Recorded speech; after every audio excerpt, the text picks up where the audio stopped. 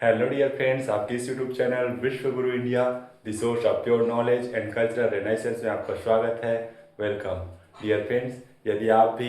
हमारे हिंदू धर्म में, हमारे प्राचीन सनातन सभ्यता में विश्वास रखते हैं, आस्था रखते हैं, तो हमारे भारतीय संस्कृति पर गर्व करने का चलिए आपको एक और वजह बताते हैं और जानते हैं कि छेरछेरा त्यौहार क्यों मनाया जाता है। दरअसल प्राचीन काल में जब खेती किसानी की, कृषि की शुरुआत हुई थी, तब फसल से प्राप्त उत्पादन के ही कुछ हिस्सों को लोग अगले साल उगाने के लिए बीज के रूप में प्रयोग करते थे और यही प्रक्रिया साल दर साल कई वर्षों तक चलती रहती थी, जिससे पौधों की रोग प्रतिरोधक क्षमता कम हो जाती थी, रोगों से लड़ने की क्षमता कम हो जाती थी और फसल रोगग्रस्त, बीमारग्रस्त होने लगते थे। फलस्वरूप अकाल, भुखमरी और लोगों की मृत्यु तक होने लगती थी, जिसे लोग देवी प्रकोप समझते थे। और यह बात वर्तमान समय में भी साइंटिफिक रूप से, वैज्ञानिक रूप से प्रूव किया जा चुका है और इसीलिए हमारे साइंटिस्ट, हमारे वैज्ञानिक अत्याधुनिक प्रयोगशालाओं में अत्याधुनिक उपकरणों के सहारे एक ही प्रजाति के अलग अलग उन्नत किस्मों को मिलाकर संकरित प्रजाति, हाइब्रिड प्रजाति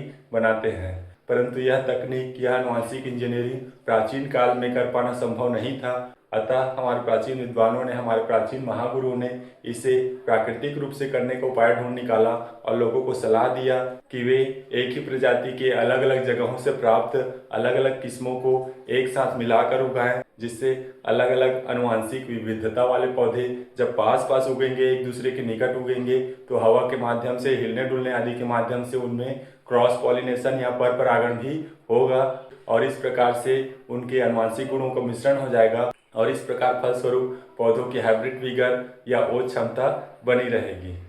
और यह प्रक्रिया कारगर भी रहा। जिन लोगों ने ऐसा किया, अलग अलग जगहों से प्राप्त एक ही प्रजाति के अलग अलग किस्मों के पौधों को एक साथ मिलाकर उगाया, उनके पौधे आगे के वर्षों में कम बीमार होने लगे, कम रोगग्रस्त होने लगे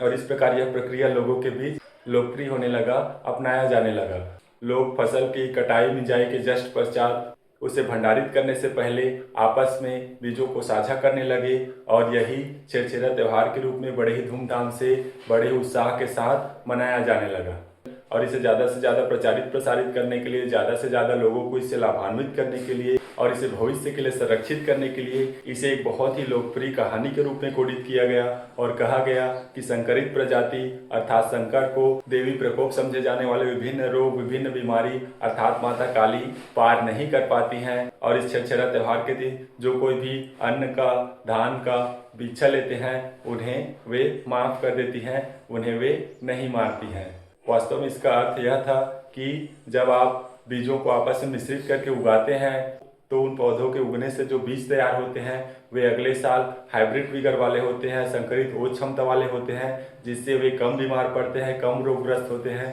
और इससे विभिन्न प्रकार के रोग, विभिन्न प्रकार के बीमारियों का आक्रमण उस पर नहीं हो पाता है, संक्रमण उस पर नहीं हो पाता है, जिससे उत्पादन ज़्यादा होता है और खुशहाली आती है, तरक्की आती है, उन्नति आती है और फलस्वरूप भुखमरी, अकाल से आप बच जाते हैं, जिसे कहा जाता है कि भिक्षा लेने वाले लोगों को माता काली माफ कर देती हैं, नहीं मारती हैं।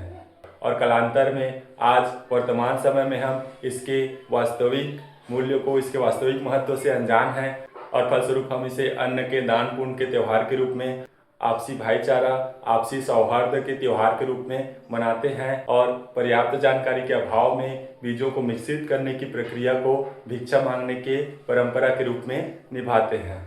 तो इस पूरे छेरछेरा त्यौहार का जो मूल उद्देश्य है वो है अलग अलग जगहों से प्राप्त अलग अलग आनुवंशिक गुण वाले बीजों को आपस में मिश्रित करके अगले साल उगाने हेतु तैयारी करना, इकट्ठा करना। और अब आप यह भी समझ चुके हैं कि यह छेरछेरा त्यौहार केवल अन्न के दान पुण्य का, केवल आपसी भाईचारे एवं सौहार्द का त्यौहार नहीं है, बल्कि हमारे प्राचीन विद्वानों के, हमारे प्राचीन महागुरुओं के आनुवंशिकी पर आधारित खोज का, उनके दर्शन का, उनके समस्या समाधान का एक तरीका था, जिससे वे अपने फसलों को विभिन्न प्रकार के रोगों से, विभिन्न प्रकार के बीमारियों से बचाते थे। तो इस बार जब आप छेरछेरा त्यौहार से प्राप्त बीजों को व्यर्थ समझकर, रजगा समझकर दुकानों में बेचने के लिए जाएं, तो यह जरूर ध्यान कीजिएगा, यह जरूर सोचिएगा कि यह हमारे प्राचीन विद्वानों के, हमारे प्राचीन महागुरुओं के प्रयासों का, उनके सोच का, उनके आनुवंशिक समझ का एक प्रकार से अवमानना है, एक प्रकार से अपमान है। तो यदि आप भी हमारे हिंदू धर्म पर, हमारे प्राचीन सनातन सभ्यता पर गर्व करते हैं, आस्था रखते हैं और उसे संरक्षित रखना चाहते हैं तो यह वीडियो ज़्यादा से ज़्यादा अपने दोस्तों को शेयर कीजिए और उन्हें भी हमारे प्राचीन भारतीय संस्कृति पर, हमारे सनातन धर्म पर गर्व महसूस करने का अवसर प्रदान कीजिए। और यह भी जरूर बताइए कि अगला वीडियो आप हमारे भारतीय संस्कृति से, हमारे हिंदू धर्म से जुड़े हुए किस टॉपिक पर चाहते हैं। और यदि वीडियो अच्छी लगी हो, इसमें बताई गई जानकारी आपको अच्छी लगी हो तो एक लाइक जरूर कर दीजिए।